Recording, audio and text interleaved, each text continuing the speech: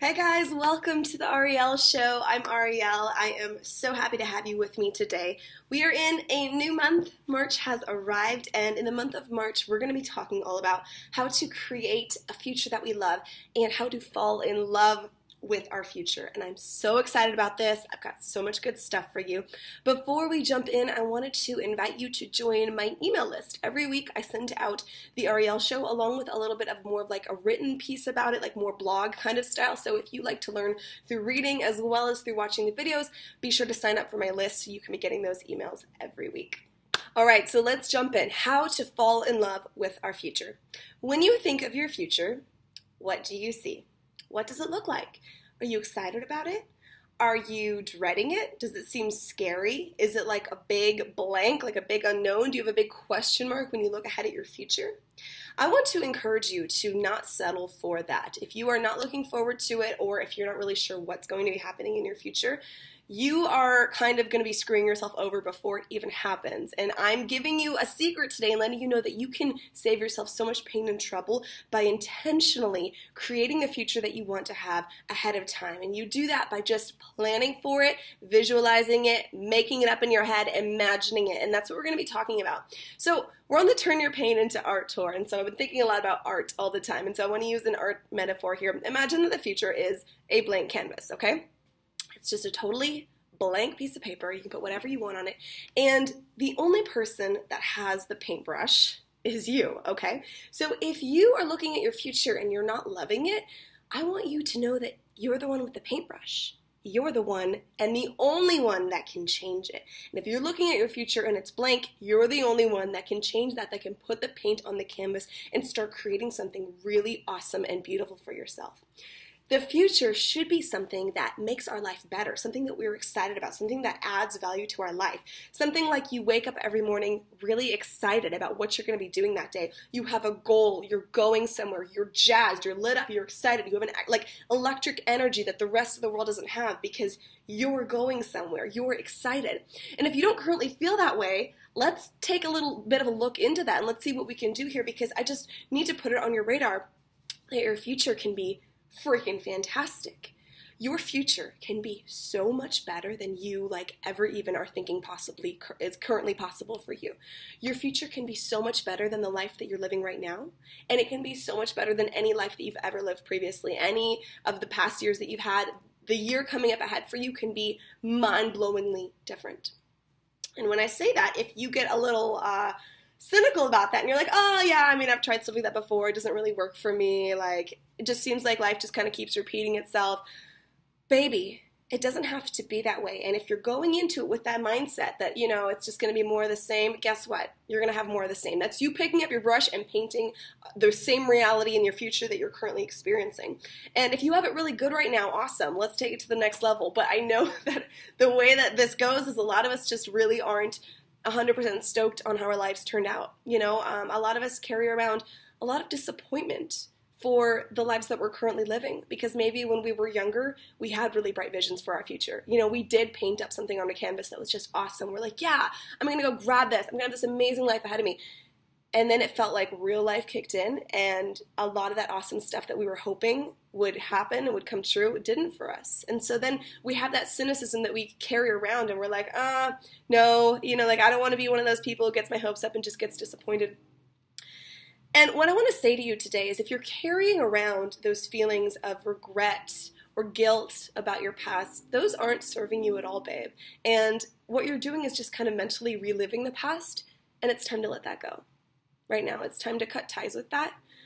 The future is so much brighter than your past was. And if you keep dragging what happened to you into your future, if you keep letting that define you, if you keep creating an identity around that, I mean, you're screwed before you even begin, babe. I know a lot of people watching, have survived really crazy, horrible things in your childhood, or maybe you've beaten addiction and you're still working on beating it. Maybe, you self-harm or you've struggled with eating disorders. I mean, I'm meeting so many of you on the road and I'm hearing your stories, and I'm just touched and honored by what a badass community of followers here that we've created. And so I know you guys have been through some stuff, and I just want to tell you, you can't keep dragging that into your future. Or you can. That's your choice. If you want to, You know, if you want to keep making that cozy home for your sadness and keep dragging around those victim feelings and keep reliving what happened to you, you can do that. That is your choice. But babe, I want you to choose the other way.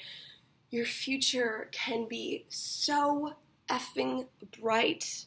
It can be so wonderful.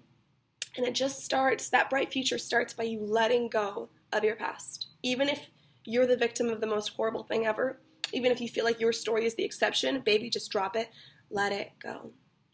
And I want us to start taking more responsibility for our lives because, you know, you're the one with the paintbrush. You've got like this awesome, cool job ahead of you of designing a beautiful future, but that also means that you had the paintbrush yesterday, and that's what created your today.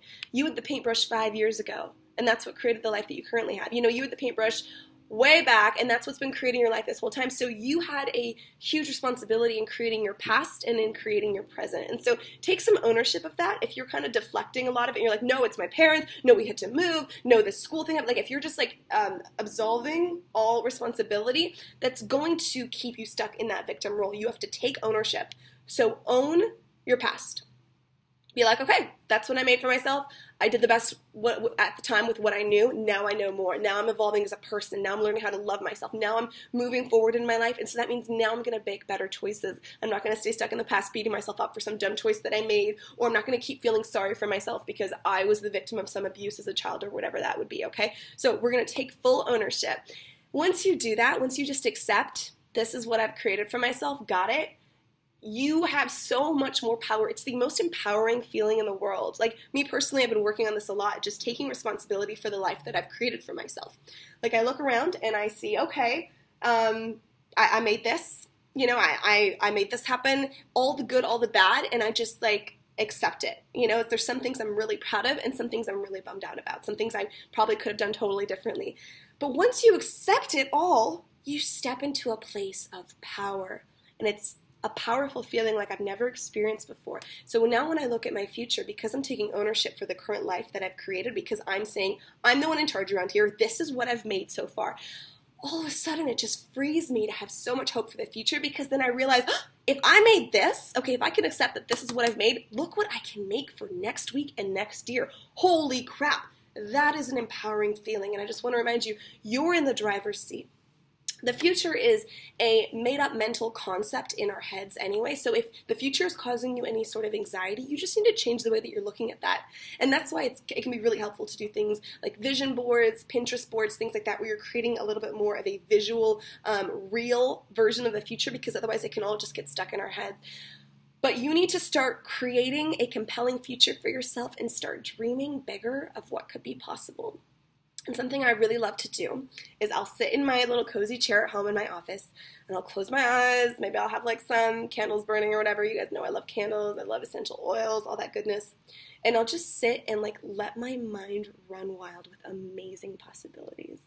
Like I tear up even now thinking about it. Like how amazing would it be, Ariel, if 6 months from now this is what we're doing? What if it's like this? What if, and I just go crazy and I sit in the goodness of those feelings, and those feelings feel amazing. It feels amazing, like when you let your mind go there. The reason it's important to do this is because the way that you approach your future is going to affect your future. If you approach your future unexcited or cynical or kind of sitting back and waiting, I'm going to wait and see what happens. If you show up in your life like that, not much is going to happen. However, if you kind of get in that excited place where you're jazzed up, you're feeling all the good feelings, you're like, yes, this is going to be different because I'm going to make it different. I'm not going to wait for opportunities to come to me. I'm going to create those opportunities. If you have that kind of attitude, you're showing up in life like that, that's when you create a different future. So the feeling behind it matters, not because like some law of attraction style where it's like, I'm going to feel like this and then I'm going to attract my brilliant future. No, it's because when we feel a certain way, we behave a certain way. When you feel crappy, you behave crappy. You take actions or you don't take any action at all because you feel crappy, you know? Or if you're feeling empowered and like you're the badass of your own life, like you're the one in charge, you're going to behave as if you're the one in charge. And that's when things start to get really exciting. So I know I've dropped a lot on you here, a lot for you to think about, but I'm so excited about this. I really wanted to share this with you. That's why we're focusing on this the entire month of March. And next week, we're going to be talking about creating a future identity for ourselves, something that we are excited about every morning we wake up. It can add such an element of joy that might be missing in your life. to just have an exciting future. Like there might be a potential for happiness that you're currently not tapping into because maybe you are limiting your future. And so next week we're going to drop all those limits. So that's what I wanted to share with you today. I am so excited about all this. And then I also wanted to invite those of you who are enjoying my book, Turn Your Pain into Art, into our private, closed, secret Facebook group. I will put the link in the description for you so you can find that. I'm over there answering your questions through video, just very much like in this style, just going through your questions, seeing what you guys want to know more about, what I can clarify, questions you have from the book, maybe questions from today's episode even. I'd be happy to get on there and chat with you a little bit and engage over there. Thank you so much. Huge shout out and love to my amazing patrons. Dear patrons, I need you to know that we have people coming up to us nightly in tears saying how the Ariel show has changed their lives, how it has helped them to not commit suicide, it has helped them like through their mother's chemo, it has helped them like through their brother's like psych ward treatment, like the most insane stories ever. These are letters we're getting and stories we're hearing in person.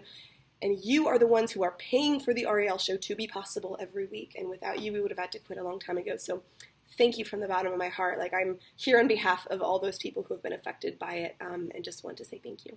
All right, that's it for this week. Stay tuned for next week. I've got another great episode coming up for you. Don't forget to subscribe. Love you.